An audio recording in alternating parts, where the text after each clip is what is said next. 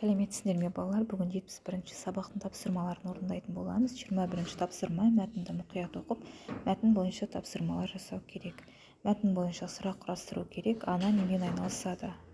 Ол базарға не үшін барды? Ұлы анасына қандай ақыл айтты? Ананың арманы қандай? Мәтін бойынша пікір білдіруге бағытталған сұрақтарды жалғастырып көр.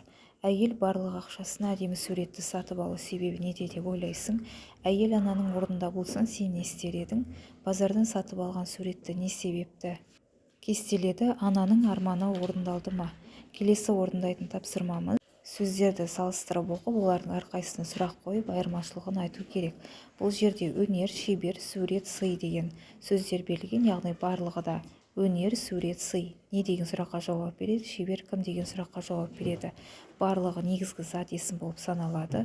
Өнер деген сөзден өнерпаз, шеберлік, суретші, сыйлық деген сөздер.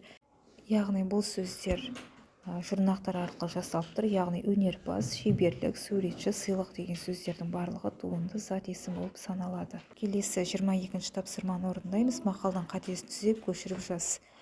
Өнерлінің қол алтын, өлеңшінің сөз алтын. 23-ші тапсырма: өлең берілген. Сол бойынша тапсырмалар орындайтын боламыз. Бұл жерде қалай ойлайсың? Күн кілем тоқи ала ма? Және де тағы да басқа сұрақтарға жауап беру қажет. Күн кілем тоқи алмайды. Ол жер бетіне нұрын төгіп, бар жылулықты береді. Күннің жер бетіне түскен сәулесі арқылы айнала нұрланып гүлденеді. Өлеңдегі қай сөзге ше, ш жұрнақтарын жалғау арқылы туынды зат есімдер жасауға болады? Бұл жерде кілем деген сөзге ше және ш жұрнақтары жалғанады. Яғни кілем ше, кілем ш туынды зат есім жасалып тұр.